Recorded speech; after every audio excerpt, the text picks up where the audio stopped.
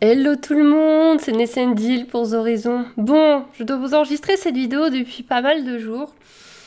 Je voulais vous enregistrer cette vidéo-là dehors, sous le soleil, et il fait moche aujourd'hui. J'aurais dû le faire avant, j'aurais vraiment dû le faire avant. Bon là on est niveau ordinateur, lunettes et tout ça, parce que j'ai fait un live ce matin, puis j'ai enchaîné les enregistrements. Donc du coup, on est enregistrement version geek. Ici, non, non. Là, oui, là, ici, non. Oh, là-bas, voilà. Vous avez des cordes qui traînent. C'est des projets en cours pour la boutique. Mais aujourd'hui, nous allons parler d'une nouvelle décision que j'ai prise concernant Hacienda. Une grosse décision qui a été très compliquée à prendre. Vous savez, hein, vous commencez à me connaître, vous savez comment je me prends la tête. Comment je me triture le ciboulon au moindre petit souci. J'ai mis un mois à réfléchir à tout, à caisse. J'ai même fait un plan. Et donc la décision est prise, c'est lancé. Je vous explique ça. Je vous ai un petit peu teasé sur le sujet déjà. Et donc, Hacienda déménage encore.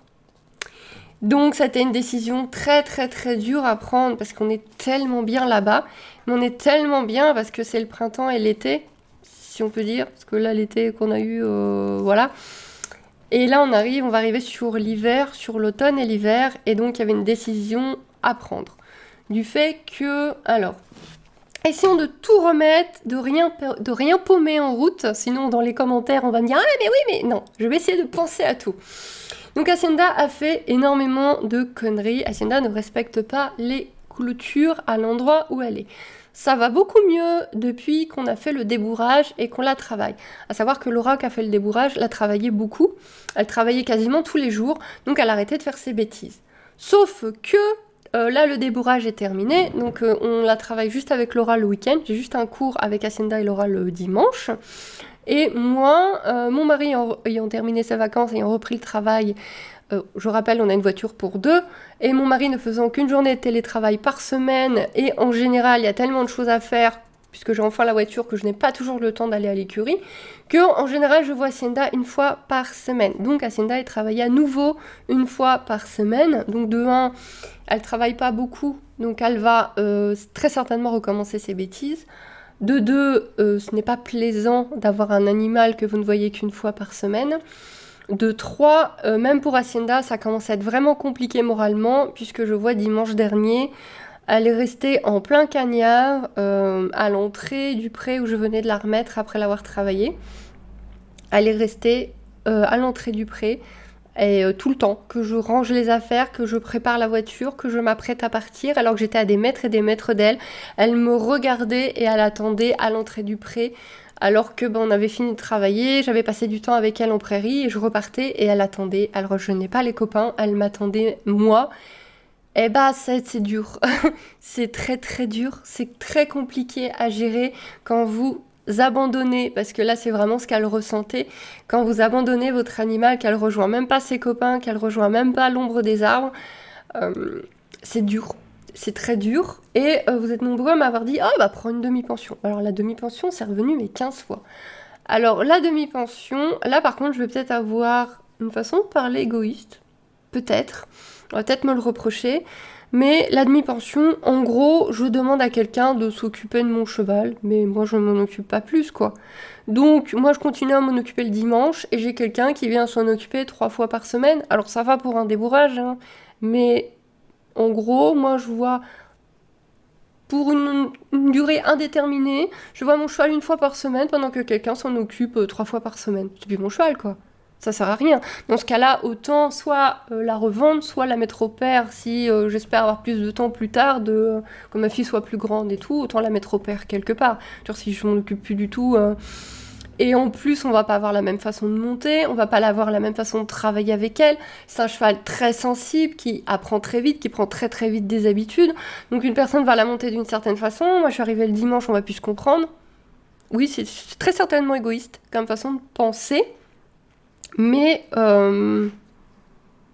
non, autant il n'y a pas de souci qu'une amie la monte, qu'une amie s'en occupe de temps en temps. Autant quelqu'un choisit au pif pour s'en occuper tous les jours, bah ça me botte pas. Je suis désolée, ça me botte pas du tout. Donc, la demi-pension me bottant pas, de façon très certainement égoïste, je pense que je préférerais carrément mettre mon cheval au pair que vraiment tester des gens au pif. Alors attention, c'est peut-être moi qui ai un très mauvais a priori sur les demi-pensions, surtout qu'au final, ça va peut-être se faire quand même, mais attendez, je vous explique. Du coup, là, à l'heure actuelle, Hacienda est à 20 minutes en voiture de chez moi, voire plus quand il y a des bouchons. J'ai beaucoup discuté avec la propriétaire de l'écurie parce que, donc comme je vous ai déjà dit, les chevaux là sont en prairie parce que c'est la belle saison. Je le savais hein, en louant là-bas. Mais l'hiver, ils sont en paddock. Le sol des paddocks est en train d'être dégagé un peu. Il va y avoir des protections un peu mises au sol, mais pas tout du long. Et ça va être divisé en 3 parties. Donc voilà, le petit paddock là, il va être divisé en 2 ou 3 parties pour que tous les chevaux cet hiver puissent s'y mettre. Paddock et en box la nuit. Mais c'est des tout petits paddocks. C'est vraiment, même elle le dit, c'est vraiment des tout petits paddocks qui deviennent très vite boueux parce qu'on est en Belgique, il pleut beaucoup, c'est comme ça chez tout le monde, dans toutes les écuries. Donc c'est des petits paddocks très boueux, donc ça sera toujours comme ça avec des paddocks. Et en fait, bah, les chevaux sont sortis le matin, elle va travailler, elle rentre du boulot, elle nettoie les box et elle remet les chevaux dedans. Ce qui fait que quel que soit le temps, qu'il pleuve, qu'il vente, qu'il fasse beau, quel que soit le temps, sauf si vraiment il gèle trop, là il reste en box, les chevaux sont dehors, sans abri, les pieds dans la boue. Avec des fils électriques, mais des fils avec des petits piquets, comme il y a partout là-bas, qu'Hacienda ne respecte pas. C'est-à-dire qu'elle ne respecte pas quand elle s'ennuie ou quand elle est contrariée dans des prairies immenses. Imaginez ce que ça va donner dans un petit paddock. En sachant que les prairies seront en repos, qu'elle n'aura pas le droit d'y aller.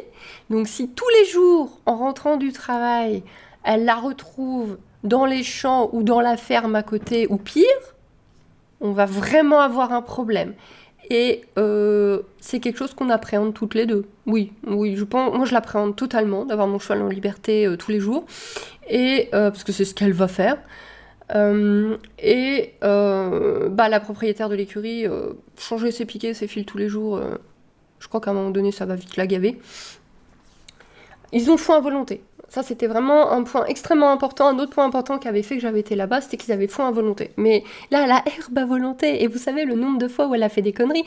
En plus, dans des si petits paddocks, elle va défoncer, elle va passer, ça va tout défoncer, et ils vont sortir. Et ça va être reparti avec le troupeau sur le parking, comme Hacienda a déjà fait. Vous avez la vidéo sur la chaîne. Donc là, on a beaucoup discuté et la propriétaire de l'écurie m'a dit honnêtement, moi j'aimerais bien avoir le moins de chevaux possible cet hiver, en vue des paddocks que j'ai, du travail, parce qu'elle a le travail à côté, c'est pas son boulot. Du coup, elle m'a honnêtement dit, si vous êtes plusieurs à pouvoir partir cet hiver, ça m'arrange beaucoup. Et pendant ce temps-là, moi je passe pas mal de temps dans la ferme en face de chez moi où est Paloma, que je vous ai déjà montré aussi, et donc avec Élise. Et je commence à me familiariser avec les lieux, je commence à me familiariser avec les propriétaires de chevaux qu'il y a là-bas, avec les chevaux qu'il y a là-bas. Et un box étant libre, j'ai eu pas mal. Tu viendrais pas avec Hacienda? Tu viendrais pas avec Hacienda? Tu viendrais pas avec Hacienda? Ouais, mais les prairies sont plus petites. Ouais, mais tu viendrais pas avec Hacienda? T'es quand même juste à côté. Alors, les gens, j'ai chronométré avec mon téléphone, et j'ai chronométré.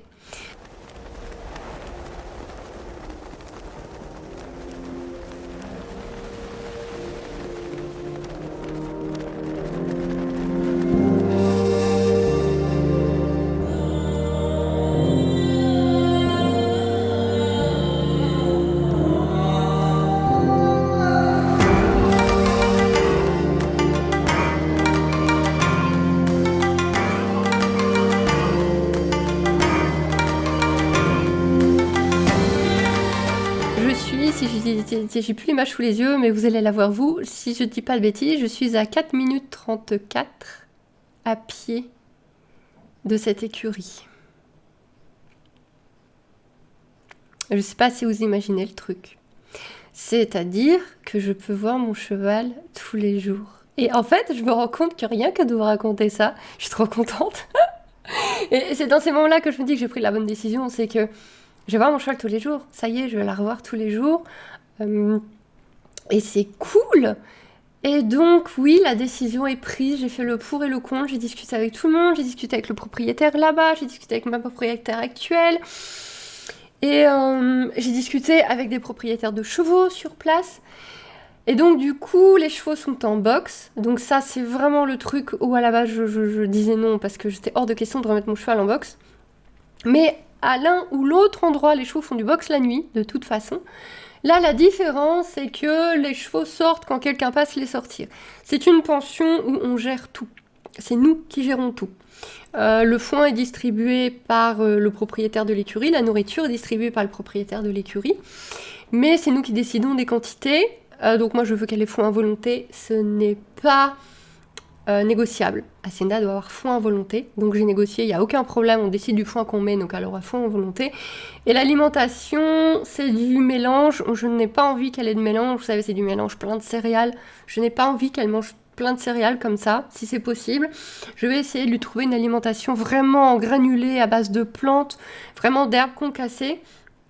Donc du coup, ça sera à moi d'aller l'acheter, de préparer mes doses, mais voilà, je vais vraiment essayer de partir là-dessus, d'essayer de rester sur du plus naturel possible. Mais on fait nos sorties, on nettoie nos box nous-mêmes, on a tant de ballots de paille, du coup on passe à la paille. Hacienda n'a jamais été à la paille, j'ai vraiment peur des bouchons, mais elle est pas idiote, elle a du foin à volonté, elle mangera pas la paille quand même. Et on fait nos sorties nous-mêmes, donc c'est-à-dire que si personne passe, les chevaux sont pas sortis. Ça, le propriétaire des lieux ne fait pas. Mais je suis à 4 minutes 34. Donc je vais pouvoir le sortir, mon cheval. Qui sortira donc avec Paloma. Elles ont 3 semaines de différence. On a calculé, on a regardé les dates. Paloma a 3 semaines de plus qu'Hacienda. Elles se connaissent du ranch, puisqu'elles viennent à la base du même endroit. Enfin, elles sont pas nées au même endroit, mais elles ont été travaillées, débourrées au même endroit. Donc du coup, elles se connaissent, elles vont se retrouver, elles ont le même âge, elles ont le même caractère de con. Et du coup, avec Élise qui gère Paloma, donc elle a Paloma au père pour le coup, Élise qui gère Paloma, va gérer Hacienda et moi je vais gérer Paloma. C'est-à-dire que moi je vais poser ma fille à l'école, je peux y aller direct après, les sortir. Et Élise qui va, elle, avoir des cours, un petit boulot et tout, va être plus disponible en fin de journée, elle va pouvoir les rentrer. Donc au final, ça va revenir normalement si on se goupille bien. En plus, il y a aussi Charlène, si tu passes par là sur place, qui va aussi nous aider, qui va aussi s'en occuper. Et si ça matche bien avec Hacienda, je lui confierai un petit peu avec plaisir. Elise va essayer de monter aussi un peu Hacienda aussi. Elle a un niveau d'équitation top. Et voilà, à 3, on va mixer un peu tout ça. Donc même si ma fille est super malade, que je suis coincée à la maison, même si on part 3 jours à Noël dans la famille, j'aurai les filles pour s'occuper d'Hacienda. Normalement, elle ne restera pas en box, ça c'est capital. C'est hors de question pour moi qu'elle reste plus de la nuit et un bout du soir, un bout du matin en box. Ça c'est ma hantise, que mon cheval fasse trop de box, c'est vraiment ma hantise. Mais j'ai calculé le pour et le contre, et c'est vrai que le jour où j'ai dit... Allez, je le fais. Le jour où j'ai parlé avec le propriétaire de l'écurie, donc c'est une ferme en fait, on appelle ça la ferme, quand vous entendrez la ferme, c'est le nouvel endroit. Donc j'ai parlé avec le fermier, le propriétaire de la ferme, qui est hyper gentil. Je passe d'une propriétaire adorable à un proprio super gentil, on va pas être dépaysés, c'est génial. Et du coup, avec Élise, avec tout, elles m'ont bien tout expliqué. Elles m'ont dit, mais non, Hacienda restera pas en box. Mais non, t'inquiète pas, elle va pas rester en box. En plus, je vais vous mettre plein d'images, mais c'est des box. Les box sont en carré dans la cour. Donc, ils voient en permanence tout ce qui se passe. Les chevaux, même en box, voient constamment tout ce qui se passe. Ils sortent leur tête. Alors, par contre, au niveau du bruit... Je suis désolée quand il y aura des enregistrements, mais alors c'est une ferme. Hein. Il y a des oies, il y a des canards, il y a des poules, il y a des dindons, il y a des paons. Ah, vous allez peut-être aimer. Il y a des cailles, il y a des lapins, il y a des cochons. Vous allez peut-être aimer. Franchement, peut-être que ça va vous amuser en plus que je filme tout ça, parce que là, il va y avoir de quoi faire. Et ma fille adore. Je suis encore passée hier, je suis rentrée, et ma fille m'a dit « Ça y est, Hacienda, elle est là-bas ?» Non, pas encore. Oh, mais quand est-ce qu'elle arrive? C'est trop mignon. Ma fille, d'habitude, n'a pas spécialement envie d'aller voir Hacienda, mais elle adore la ferme. Et ils ont une jeune malinois à la ferme. Et ma fille a décrété que c'est le chien qui a les oreilles les plus douces du monde. Alors elle adore trop le chien, elle veut trop y aller. Elle est trop mignonne. Et du coup, j'avais vraiment fait les pour et les contre. Donc, ah oui, et le but du jeu... ah oui, on finit d'expliquer l'endroit. Donc ce sont des petites prairies avec des clôtures en bois avec du fil barbelé. Alors oui, le fil barbelé, c'est pas idéal, mais il y a encore un fil électrique en plus. En fait, il y a un fil électrique qui dit aux chevaux attention, si tu vas plus loin, ça va pas le faire.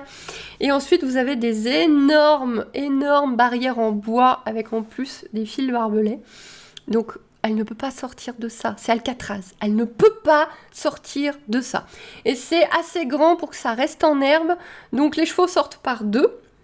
Mais se voient tous, c'est en enfilade. Et il y a encore 2 prairies en plus qui permet de tourner et qui est toujours 2 prairies au repos. De façon, voilà, faire tourner, qui est toujours de l'herbe. On va voir un peu cet hiver comment ça se passe. Elise est là-bas depuis... Elise a déménagé Paloma 3 semaines avant que je déménage à Hacienda. Donc elle n'a pas fait encore d'hiver non plus là-bas. Mais voilà, le but du jeu, c'est que ça reste en herbe, qu'on arrive à ce que les chevaux restent en herbe et pas les pieds dans la boue. Donc logiquement, ils ne devraient pas avoir les pieds dans la boue. Et on a une piste, on perd le rond de longe, mais on gagne une piste de sable. Et des balades. Et les filles me parlent déjà de balades, de trek, on me parle déjà de tas d'activités. On me demande déjà d'aller faire des promenades, qu'Hacienda n'est pas encore là-bas. Donc, ça fait déjà 2-3 promenades que je fais pas, où j'aurais pu aller faire avec elle, que je n'ai même pas encore Hacienda. Et Elise va me faire des petits cours avec un cheval de là-bas, qu'elle a en demi-pension. Donc voilà, elle est beaucoup plus jeune, vous la verrez en vidéo, hein, elle m'a dit qu'elle pouvait te filmer sans aucun problème. Donc vous la verrez en vidéo, elle est bien plus jeune, mais alors elle a un niveau, elle a passé sa vie à cheval, elle a une maîtrise et une assiette. J'aimerais arriver un jour à au moins les 3/4 de son niveau. Et elle m'a demandé si elle pouvait monter un peu Hacienda, donc il n'y aura aussi pas de problème de ce côté-là. Donc voilà, là, la décision est prise, le propriétaire de la ferme va me faire le transport. C'est un van normal, donc il va falloir qu'Hacienda accepte de rentrer dedans. Ça peut être un peu compliqué. Je pense que le jour du déménagement va être un peu compliqué, puisque jusqu'à présent, donc Hacienda a fait sud de la France, Belgique, en super gros camion de la mort, et elle a fait ranch, ferme, écurie, en haut, dans les prairies, à nouveau un très beau camion, donc elle ne connaît pas vraiment le van. Le vent, certains disent vent, moi je dis van. Voilà, c'est mon gros flip, qu'on y passe la journée, le jour du déménagement va être tendu. Ouais, ça va être tendax. Et le but du jeu, c'est qu'au printemps, soit je trouve des prairies à louer dans le coin. Maintenant, je serai en contact avec un fermier, c'est peut-être possible. Trouver des prairies à louer dans ma ville, accessibles à pied pour que je puisse aller mettre Hacienda et Paloma en prairie, pour pas qu'elles soient tout le temps à la ferme, où c'est quand même des petites prairies, qu'on essaie de trouver une grande prairie à louer pour les mettre, et soit remonter carrément à l'écurie actuelle au printemps.